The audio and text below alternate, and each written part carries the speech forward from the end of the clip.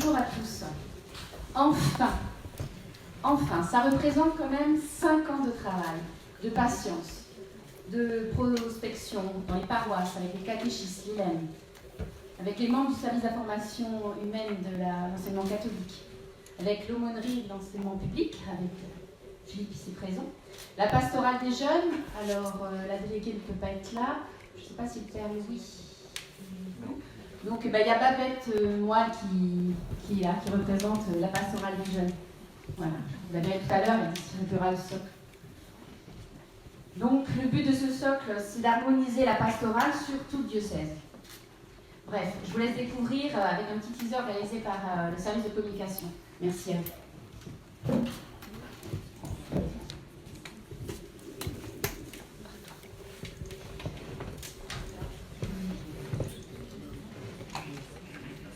Jésus était entré dans Jéricho et traversait la ville. Un homme riche, chef des collecteurs d'impôts, cherchait à voir qui était Jésus. Mais il ne va pas à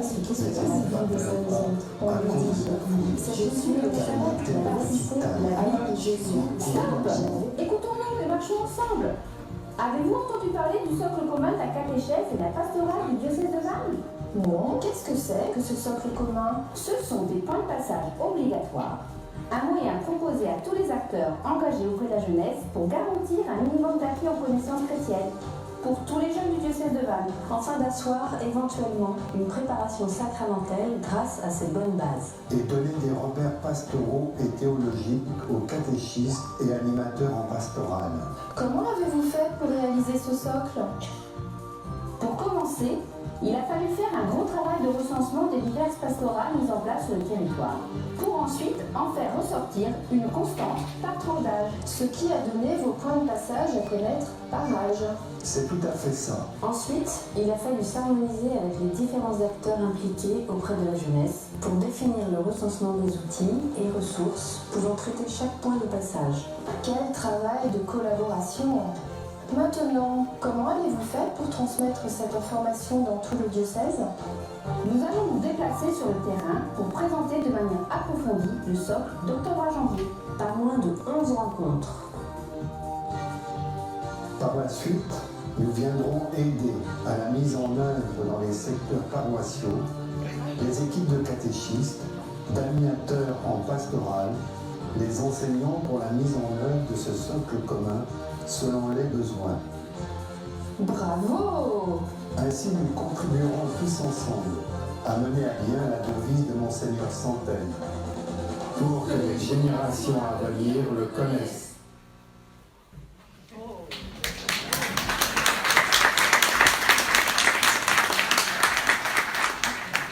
Voilà, on pourrait presque s'arrêter là, tout est à peu près dit, mais on va un petit peu développer. Quoique, pas trop, puisque le but c'est quand même de venir à votre rencontre pour justement développer ce socle commun.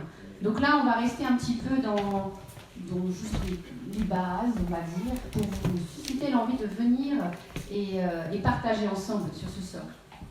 Alors, voilà, une petite présentation très générale avec les objectifs, les modalités de mise en œuvre, la dynamique de ces orientations, ce socle, parce qu'on parle beaucoup du socle, mais aussi il y a des orientations. Et puis, pour terminer, un message du pape François aux catéchistes.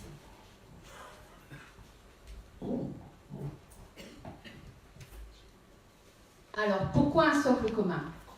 Pourquoi, ça a été dit dans le petit teaser, c'est pour garantir une base chrétienne commune et solide. C'est ça, le pourquoi du socle. Et cette garantie va permettre d'asseoir ensuite en paroisse une préparation sacramentelle. Pour qui? Pour qui ce socle? Pour tous les jeunes du diocèse de Vannes, voilà, c'est simple. Et aussi, donc, pour les personnes engagées dans la catéchèse et la pastorale auprès de la jeunesse. Au niveau de la modalité de mise en œuvre, comme on l'a dit, c'est à chaque tranche d'âge, il y a des points de passage obligatoires à aborder. Alors, ce qui veut dire point de passage obligatoire, c'est juste des petites balises, mais on n'est pas dans de l'apprentissage, apprendre par cœur avec une interrogation, voilà, il faut sortir de ça, on est bien d'accord.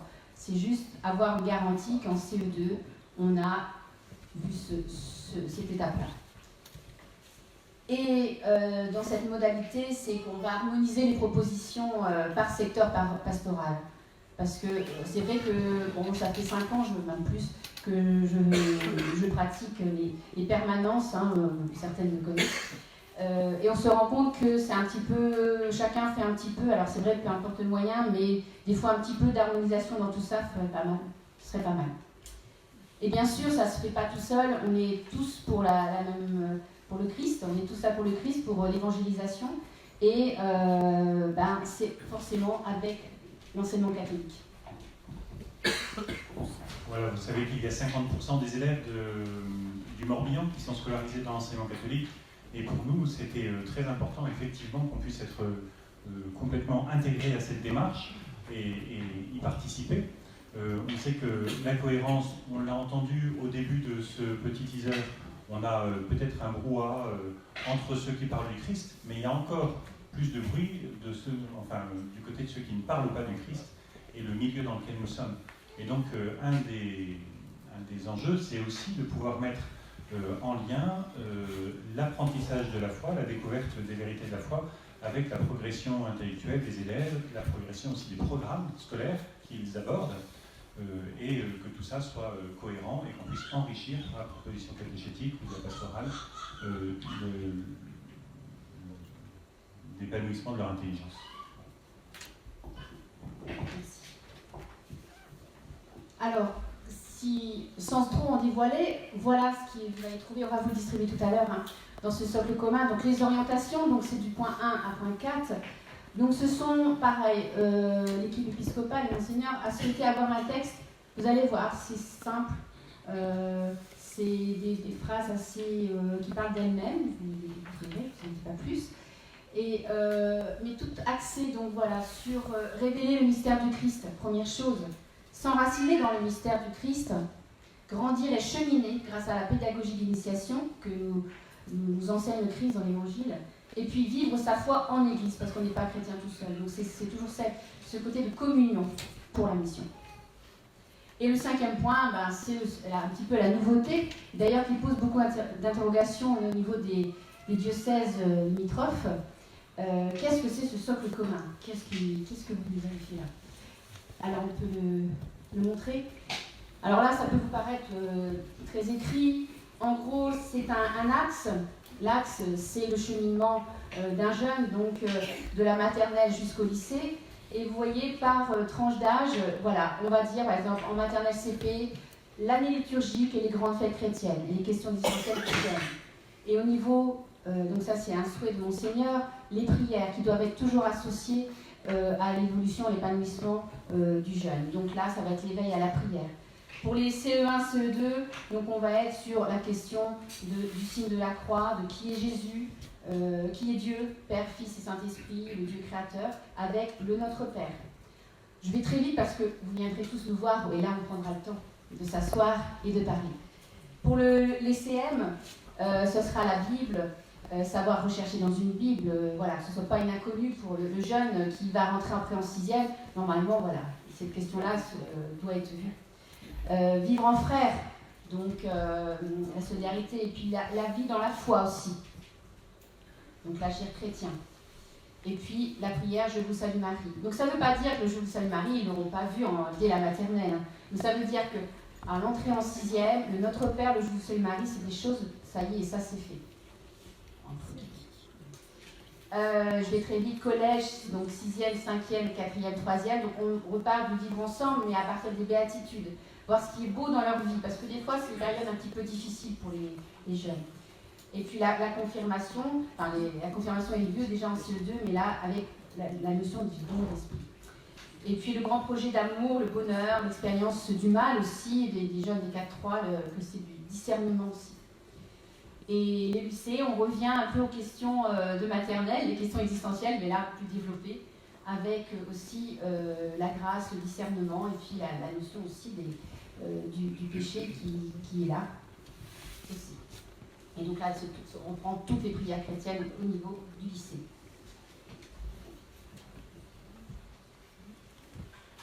Il n'y a pas la profession de foi sur le petit terrain là, non? Alors, Oui, si.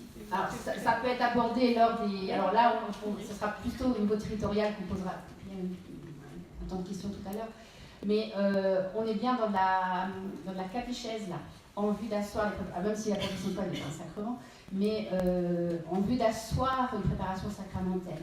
Donc bien sûr, après, le credo d'ailleurs est vu au collège. Donc, oui, vous voyez bien qu'il y a la dimension sacramentelle et puis la dimension formation d'intelligence. Et pour nous, au sein de l'enseignement catholique, ça représente à la fois des éléments qui sont, on peut dire, en premier degré, par exemple, qui sont absolument indispensables et qu'on transmet systématiquement à tous les jeunes. Et puis en second degré, on essaie de rentrer dans des propositions qui sont un peu plus à la carte et dans lesquelles on restera toujours avec cet axe de continuer à ce que les jeunes puissent avoir des repères intellectuels qui soit nourrissent leur foi quand elle est présente, soit si ils estiment qu'elle n'est pas présente. Nous, on est convaincus qu'ils ont une âme, donc on veut la rendre possible. Voilà. Et donc c'est plutôt de l'ordre de la formation intellectuelle.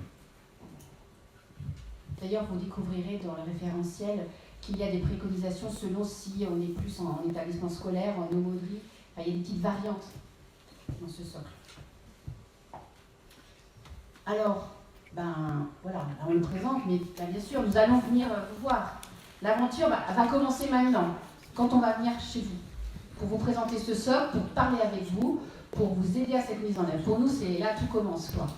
Puisque c'est l'enjeu, c'est là, c'est de pouvoir travailler ensemble et pouvoir mettre en place cette base. Alors on va commencer avec Auré, on ouvrira le bal, avec Auré le 1er octobre, donc ça va arriver très vite. Donc vous aurez aussi, on va vous distribuer des cartes avec toutes ces invitations-là. À Vannes, il y a 2 dates. Donc le doyenné d'Elvin et Sarzeau le 7 octobre et puis Vannes à Radon le 8 octobre. Donc ce sera ici pour Vannes. Le Fabouet, c'est le 17 octobre, donc à Bourrin. Pour Guermantes les 3-43, c'est le 14 novembre à Rufiac, parce que c'est plus central. Locminé le 19 novembre à Saint-Jean-Brévelay. Lorient, donc découpé aussi en 2 dates, puisque par rapport à la taille. Le doyenné de Lorient, Plumeur, Ponscorff le 10 décembre à l'espace Saint-Pélan à Lorient. Et le doyenné d'Edbon, Port-Louis, le 12 décembre à Lyon, au collège. Pontivy le 14 janvier, donc à Pontivy, à la salle Bolumette. Ploermel le 28 janvier à la maison des frères de Ploermel et le Pays-Vilaine. Le 30 janvier à la maison Saint-Paul à Questemberg. Alors, on vous donne toutes ces dates. Bien sûr, si vous ne pouvez pas venir sur votre secteur, vous pouvez venir à la présentation territoriale sur une autre date. Mais il faut savoir que le but, c'est de pouvoir vous rencontrer. Donc, il y aura des carrefours, on va dire, interactifs entre enseignement catholique et paroisse pour pouvoir déjà construire.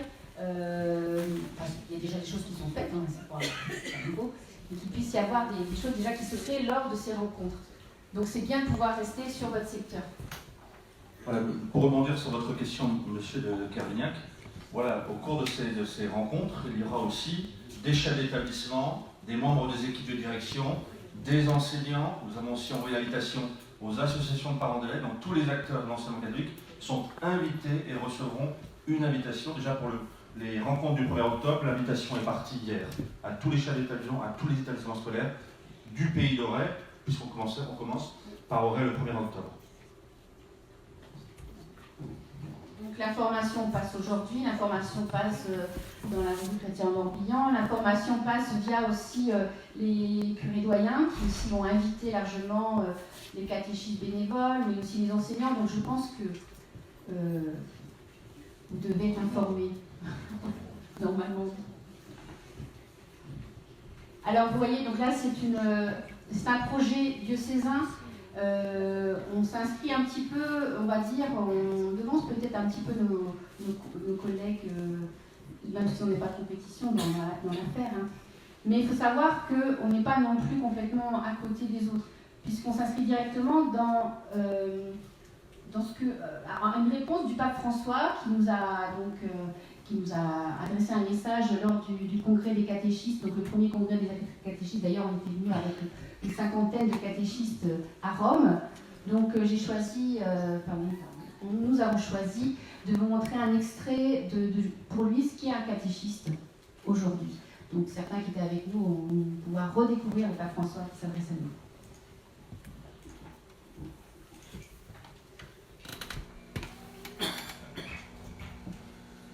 Cari catechisti, buonasera. Chers catéchistes, bonsoir.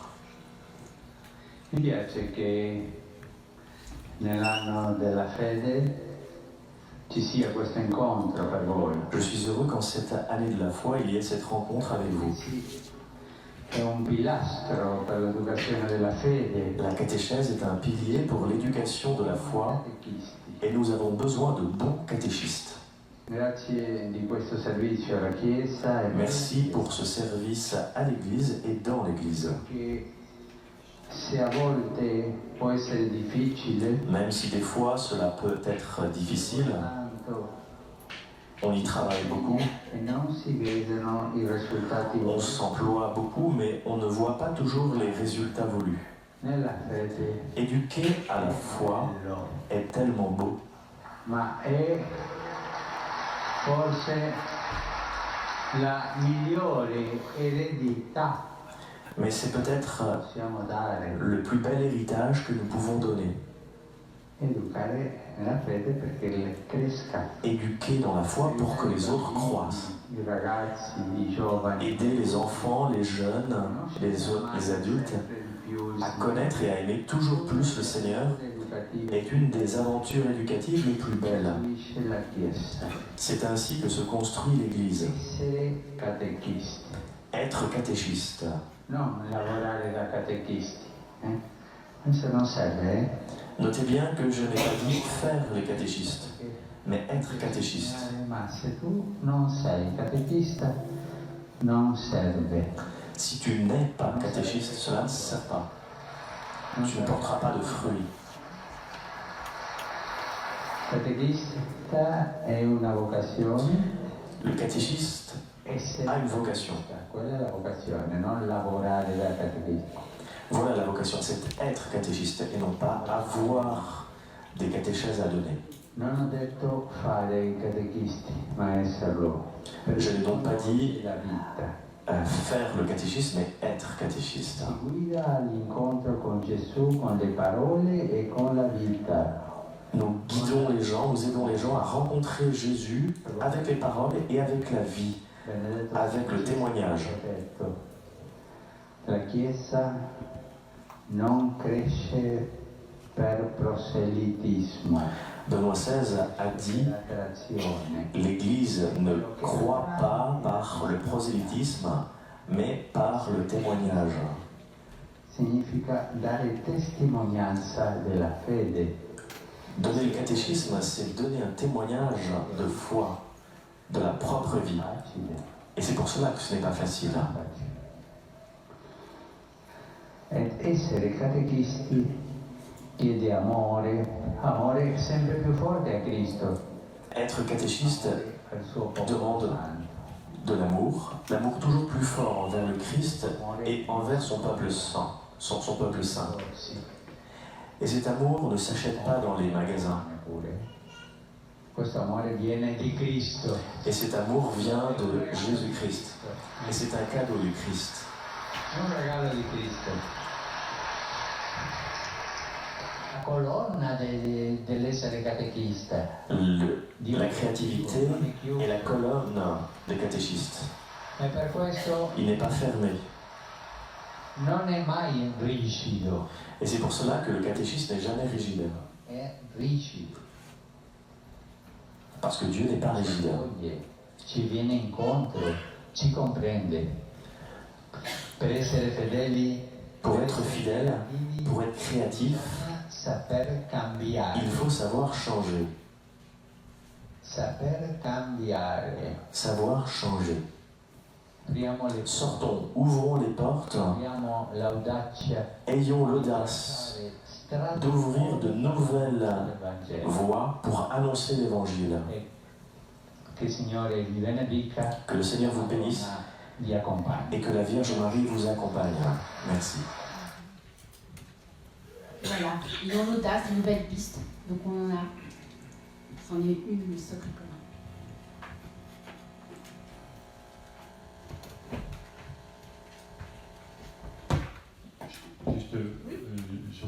juste dire que pour nous, c'est vraiment, enfin, c'est avec beaucoup d'enthousiasme que l'enseignement catholique rentre dans cette démarche hein, et est associé. Et on se dit que ce sera aussi l'occasion de permettre à chaque établissement de revisiter sa propre pastorale et donc l'enthousiasme qu'il y a à mieux faire connaître le Christ par nos élèves. Voilà, on est heureux de pouvoir manifester cette unité, d'abord au sein des établissements, et puis avec les liens qu'on pourra avoir avec la paroisse et avec les autres acteurs. Vous allez pouvoir récupérer dans votre petit livret. Il y a des documents au fond sur les tables, dans les documents qui ont été cités par Bénédicte tout à l'heure, vous pouvez vous les procurer, ils sont sur les tables là-bas. Et vous avez aussi des sacs contenant des livrets du service de formation humaine et chrétienne, le nouveau nom du service de formation permanente, avec le nom des paroisses et des doyennés. Merci.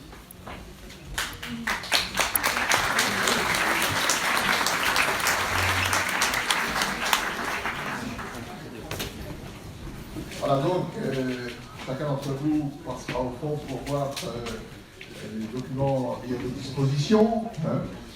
Et nous allons donc rejoindre maintenant la chapelle pour la prière avant le repas, le pique-nique tiré du sac, hein, que nous sommes invités à nous retrouver après.